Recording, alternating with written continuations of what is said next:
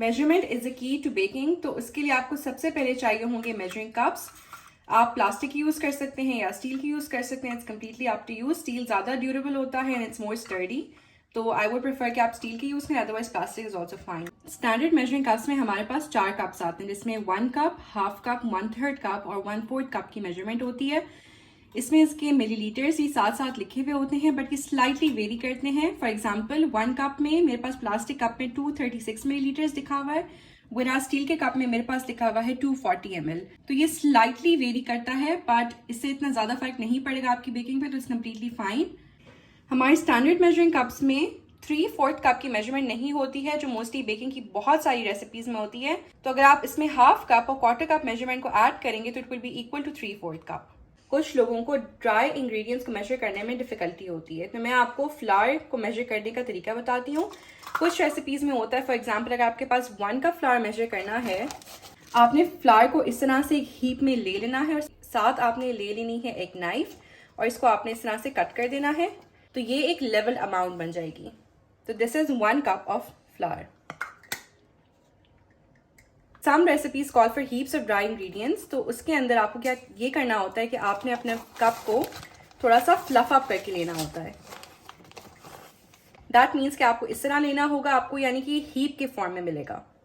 तो this is also 1 cup of flour but in the form of heap, and this is 1 cup of flour that is levelled. Next आप है हमारे पास measuring spoons. Measuring spoons में हमारे पास होता है 1 tablespoon, half tablespoon, 1 teaspoon, half teaspoon और 1/4 टीस्पून की इसमें मेजरमेंट्स आती हैं। आप चाहें तो प्लास्टिक यूज करें, मेरे पास इनफैक्ट दोनों प्लास्टिक के हैं, but steel measuring spoons work just as fine. Measuring cups के अलावा हमारे पास इस तरह के मेजरिंग जार्स भी आते हैं जिनकी कैपेसिटी वेरी करती है। ये छोटा कप है, इसमें अबाउट 400 ml की कैपेसिटी है। इसके अलावा ये पाइंट्स में भी दिया हुआ है, जिसमें 1/4 पाइंट, हाफ पाइंट और 3/4 पाइंट है। तो आप इसको भी यूज कर सकते हैं अपने ड्राई और वेट इंग्रेडिएंट्स को मेजर करने के लिए। जस्ट सो यू नो, अगर आप कोई लिक्विड इंग्रेडिएंट मेजर कर रहे हैं तो आप ml यूज करेंगे। अगर आप ड्राई इंग्रेडिएंट्स मेजर करें तो आप उसके लिए ग्राम्स यूज करेंगे, but 1 ml is also equal to 1 grams, तो ये इक्वल क्वांटिटी ही कंसिडर की जाती है। नेक्स्ट आप हमारे पास 2 बहुत इंपॉर्टेंट इक्विपमेंट्स हैं, जो कि एक विस्क है, इसको हम बलून विस्क कहते हैं क्योंकि बलून लाइक शेप होती है इसकी, और दूसरा हमारे पास है spatula. Both of them are extremely important in baking. Whisk से आप ड्राई इंग्रेडिएंट्स को भी विस्क कर सकते हैं, जैसे आप जब केक बनाते हैं तो उसमें आपका flour, cocoa, baking powder, baking soda को बहुत अच्छे से मिक्स कर लेता है। वेराज वेट के अंदर अगर आपने एग्स को बीट करना है तो उसके लिए भी ये बहुत अच्छा होता है। एंड स्पैचुला जो है ये हमारी फोल्डिंग टेक्निक में बहुत काम आता है। जब मैंने आपको फोल्डिंग टेक्निक का मेथड बताया हुआ है अपनी बहुत सारी रेसिपीज में, so you can go and check that out. Spatula जो है आपकी कुकिंग में भी बहुत इंपॉर्टेंट होता है, वेराज बेकिंग के अंदर तो I feel like it's a necessity. मेरे पास डिफरेंट टाइप्स के स्पैचुलास हैं। दिस इज सिलिकॉन स्पैचुला, जो कि एक वुडन अटैचमेंट के साथ आता है। This one also has a wooden attachment. इस तरह से एक मेरे पास बड़ा सा स्पैचुला है विच इज ऑल्सो ग्रेट। मेरे पास है ये silicone spatulas. I prefer using silicone spatulas क्योंकि बहुत स्टर्डी होते हैं और ये मिक्सिंग के दौरान इतना ज्यादा खराब नहीं होते। वेराज अगर आपके पास कोई सिलिकॉन स्पैचुला है और उसके साथ कोई वुडन अटैचमेंट हुई हुई है तो ये आसानी से अलहदा हो जाता है, तो I prefer using silicone ones. इसके बाद मेरे पास है एक वुडन स्पून। वुडन स्पून या लेडल जो होता है हमारे घरों में बहुत आम होता है, और ये डोज बनाने के लिए, स्पेशली नो नीड ब्रेड्स बनाने के लिए तो बहुत जबरदस्त रहता है। So this is also an essential in baking. ये जो ब्रश है इसको कहते हैं पेस्ट्री ब्रश। इसको आप यूज कर सकते हैं मोल्ड को और पैन्स को ग्रीस करने के लिए विद सम ऑयल और बटर। पेस्ट्रीज वगैरह को एग के साथ जब ब्रश करना होता है उसके लिए भी बहुत अच्छा रहता है। बेकिंग में जो एक नाइफ यूज होती है उसे कहते हैं सेरेटेड नाइफ। सेरेटेड नाइफ इस तरह की होती है, इसमें इस तरह के इंसिजन्स होते हैं और ये काफी शार्प होती है। This is basically use to cut breads and cakes into nice equal slices. और इस तरह की जो नाइफ होती है हम उसे केक को बहुत अच्छे से लेवल भी कर सकते हैं। इसके अलावा मेरे पास है एक पैलेट नाइफ। ये पैलेट नाइफ जो है वो कम्प्लीटली स्ट्रेट है, इसमें कोई एंगल नहीं है। इसका जो साइज है वो काफी बड़ा है, तो मैं अपने टॉल केक्स को इसके साथ डेकोरेट करती हूँ। इसके अलावा मेरे पास है इस तरह के 3 नाइफ्स। ये तीनों पैलेट नाइफ्स ही हैं। This is a straight palette knife, ये थोड़ा सा एंगल्ड होता है, इसको हम ऑफ सेट स्पैचुला कहते हैं। और ये भी एक पैलेट नाइफ है, but this is a little pointed towards the end. ये केक्स को डेकोरेट करने में और फ्रॉस्ट करने में बहुत काम आता है। ये है मेरे पास 3 तरह के पेस्ट्री स्क्रैपर्स। जब हम केक को डेकोरेट कर रहे होते हैं तो केक की साइज को कम्प्लीटली स्मूथ करने के लिए हम इस तरह का स्क्रैपर इस्तेमाल करते हैं। अगर आपको केक को कोई पैटर्न देना है तो हम इस तरह का स्क्रैपर यूज कर सकते हैं, और इस तरह का जो एंगल थोड़ा सा पेस्ट्री स्क्रैपर होता है इसको हम अपनी डो वगैरह बनाने के लिए इस्तेमाल करते हैं। अब मैं आपको बताऊंगी मोल्ड्स के बारे में। मेरे पास हैं कुछ स्क्वायर मोल्ड्स जो कि मेरे पास 3 साइजेस में है। सिमिलरली मेरे पास राउंड मोल्ड्स हैं जो कि 3 साइजेस में हैं। 3, 4 एंड 5 इंचेस के ये मोल्ड्स हैं। आपने कोई स्क्वायर केक बनाना है उसके लिए इस्तेमाल हो सकता है, but I like using aluminium के square moulds particularly for my brownies, ताकि उसमें फ्लैट और थिन अच्छी सी ब्राउनीज बन सकें। मेरे पास 3 साइजेस के राउंड मोल्ड्स इसलिए हैं कि अगर मुझे कभी टियर केक बनाना हो तो उसके लिए बहुत अच्छे रहते हैं, इसके साइजेस बहुत परफेक्ट हैं। टियर केक बेसिकली ये होता है when there is one cake on top of another. मेरे जो केक के मोल्ड्स हैं वो नॉन स्टिक नहीं है, they are made up of aluminium. तो इसको आपने अगर नॉन स्टिक बनाना है तो उसका तरीका मैं आपको बताती हूँ। यूजुअली तो मैं इसको बटर पेपर के साथ ग्रीस कर देती हूँ विद सम ऑयल, लेकिन अगर आपके पास बटर पेपर भी नहीं है तो आप थोड़ा सा ऑयल जो है वो आप अपने मोल्ड के अंदर डालेंगे, about half a table spoon, और इसको आप ब्रश कर लेंगे on the sides and on the bottom. उसके बाद जितना भी एक्सेस ऑयल है उसको हम ड्रेन कर देंगे। बस इतना हो कि साइड्स और बॉटम अच्छे से इस पे कोट हो जाए। और फिर मैं थोड़ा सा मैदा लूंगी अपने हाथ में और इसको हम डस्ट करेंगे बॉटम के ऊपर, और इसी तरह लेके इसको साइड्स पे डस्ट कर देंगे।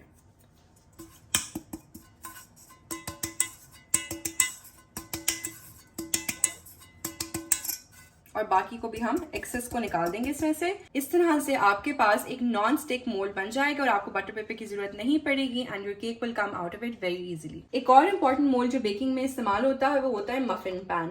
अब मफिन पैन या तो आपके पास 12 लाइनर्स के साथ आता है या 6 लाइनर्स के साथ आता है। This one is non stick and ये नॉन स्टिक नहीं है, तो इसको लाइन करने के लिए हम इस्तेमाल करते हैं कपकेक के लाइनर्स, जो कि मैं आपको भी दिखाती हूँ। इस तरह के मेरे पास कपकेक लाइनर्स हैं, तो आप इसको यूज कर सकते हैं अपने मफिन ट्रे को लाइन करने के लिए। अदरवाइज अगर आपके पास इस तरह के लाइनर्स अवेलेबल ना हो तो आप बटर पेपर को यूज करके भी इसकी लाइनर्स बना सकते हैं। इसके बाद मेरे पास है लोफ पैन। लोफ पैन हम ब्रेड्स या फिर रेक्टेंगुलर शेप केक्स बनाने के लिए इस्तेमाल करते हैं। I like baking my banana bread in this. मैं इसमें मार्बल केक भी बनाती हूँ एंड आप इसमें orange pound cake, lemon pound cake, जो केक रेक्टेंगुलर स्लाइसेस में कट होते हैं उनके लिए मैं लोफ पैन इस्तेमाल करती हूँ। उसके बाद है हमारे पास एक शीट पैन। अब शीट पैन जो होता है वो कम्प्लीटली फ्लैट होता है इस तरह से। इसको मैं यूज करती हूँ कुकीज के लिए, पफ पेस्ट्री पैटीज के लिए and even for my biscuits, तो ये बहुत कन्वीनियंट रहता है। This is a weighing scale, और वेइंग स्केल बहुत इंपॉर्टेंट होता है when you trying to make your recipes very very accurate according to the ratio. अगर आपका रेशियो बेकिंग में अप एंड डाउन हो जाएगा तो that is completely going to mess up the recipe. तो इसके लिए हम एक वेइंग स्केल इस्तेमाल करते हैं। इसको इस्तेमाल करने का तरीका ये है कि आप सबसे पहले इसको टर्न ऑन करें। अगर आपने इसे किसी और मोड में मेजर करना है तो आप मोड का बटन इसमें प्रेस कर दें। LB is for pounds, KG है which is for kilograms, G is for grams, OZ is for ounces. और इसके ऊपर रख दें अपना कोई बोल। मैंने इसको मेजर करना है ग्राम्स में, तो सबसे पहले मैं टेयर का बटन प्रेस कर दूंगी। टेयर से ये होगा कि कंप्लीटली 0 पे आ जाएगा। इसका मतलब है कि बोल की जो वेट है वो इसके ऊपर शो नहीं होगा। उसके बाद जिस भी चीज को मैंने मेजर करना है, फॉर एग्जाम्पल अगर मैं फ्लावर को मेजर कर रही हूँ तो मैं इसके अंदर फ्लावर को प्लेस कर दूंगी। Now this is 1 cup of flower, तो उसकी एग्जैक्ट मेजरमेंट मेरे पास आ रही है इक्वल टू 150 ग्राम्स। बेकिंग के लिए एक और बहुत इंपॉर्टेंट चीज है wire rack. I can emphasise how important this is. जब आपके केक्स और कप केक्स और कुकीज जब ओवन से निकाल लेते हैं आप, तो उसे कूल डाउन करने के लिए आप वायर रैक पे रखते हैं। Now the purpose of wire rack is कि अगर आप कोई भी चीज में रखेंगे तो ये सरफेस के साथ टच नहीं होगा। Now it's not touching the marble completely, सिर्फ इसके जो स्टैंड्स हैं वो सरफेस के ऊपर टच होते हैं और नीचे से स्पेस होती है ताकि ये ऊपर से साइडवेज और नीचे से जो आपका केक है या कपकेक्स हैं या कुकीज हैं वो कंप्लीटली कूल डाउन हो जाए और उनकी हीट उसमें से एस्केप कर जाए। अगर आपने फॉर एग्जांपल डोनट्स फ्राई किए हैं तो आप डोनट्स को भी इसके ऊपर प्लेस कर सकते हैं। That is going to help all of the excess oil drain, और इस तरह से आपकी कोई भी फ्राइड आइटम जो है वो सॉगी नहीं होगी। इसके अलावा बटर पेपर भी बहुत जरूरी होता है। बटर पेपर से ये होता है कि आपकी जितनी भी बेक आइटम्स हैं वो मोल्ड के अंदर स्टिक नहीं होती हैं and you can use it with a little bit of oil ताकि ये और एक्स्ट्रा नॉन स्टिक बन जाए। तो ये बेकिंग के लिए बहुत ज्यादा जरूरी होती है। ये है मेरे पास एक सीफ, ये इसको सिफ्टर भी कहते हैं, इसको उर्दू में हम छन्नी कहते हैं। तो ये बहुत इंपॉर्टेंट होती है जब आपने अपने मैदे को कोको पाउडर, बेकिंग सोडा वगैरह को सिफ्ट करना होता है। तो व्हेन यू शेक इट तो इसमें जितने भी लम्प्स होते हैं वो रिमूव हो जाते हैं और जो आपका केक है वो क्लम्पी नहीं बनता। ये है मेरे पास एक स्टेनलेस स्टील का साइड स्क्रैपर है। ये केक्स को जब हम फ्रॉस्ट करते हैं तो इनकी साइड्स को स्मूथ आउट करने के लिए इस्तेमाल होता है। ये है मेरे पास स्टील का एक केक लिफ्टर। जब हम केक को कट करते हैं लेयर्स के अंदर तो उसको लिफ्ट करने के लिए from one place to another, from our plate to our cake board, तो उसके लिए बहुत कन्वीनियंट रहता है।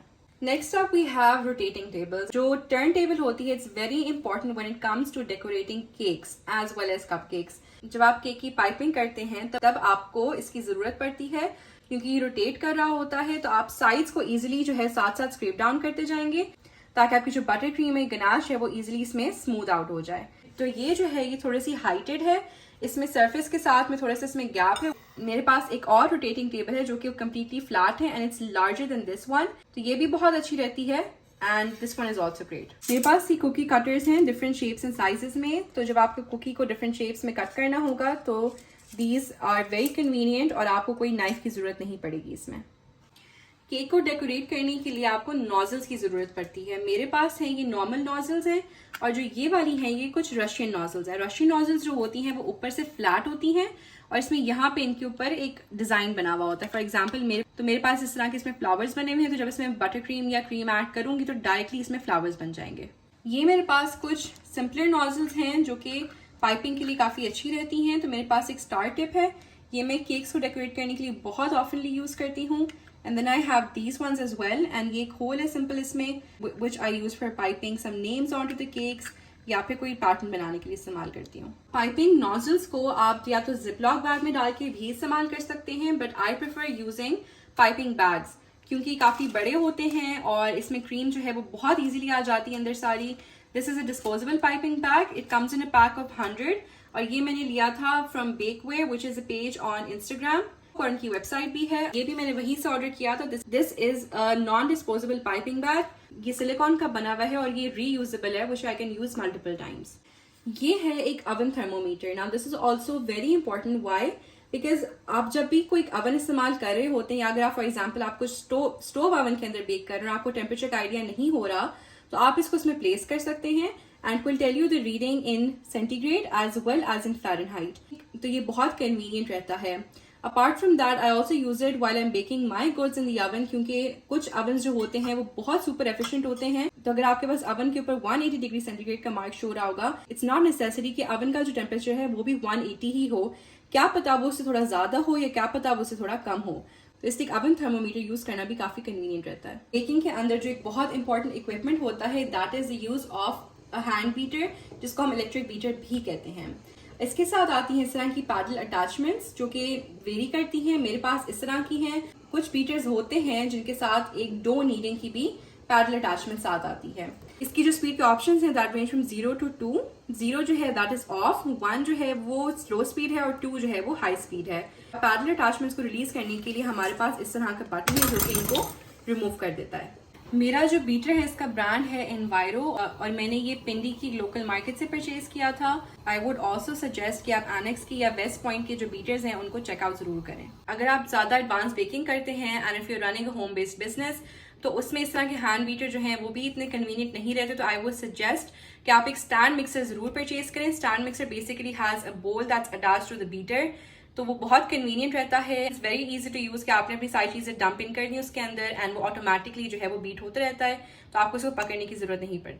टोस्टर एंड ग्रिल ओवन जिसको OTG ओवन कहते हैं एंड इसका जो मॉडल है दैट इज WF-4711-RKCD और इसके अंदर जो है हमारे पास 4 ऑपरेशनल नॉब्स होते हैं। जो सबसे ऊपर जो नॉब है दैट इज फॉर टेम्परेचर और ये रेंज करता है फ्रॉम 100 to 250 डिग्री सेंटीग्रेड। तो इसमें फ़ारेनहाइट में टेम्परेचर शो नहीं होता, इसमें सिर्फ सेल्सियस या सेंटीग्रेड में शो होता है।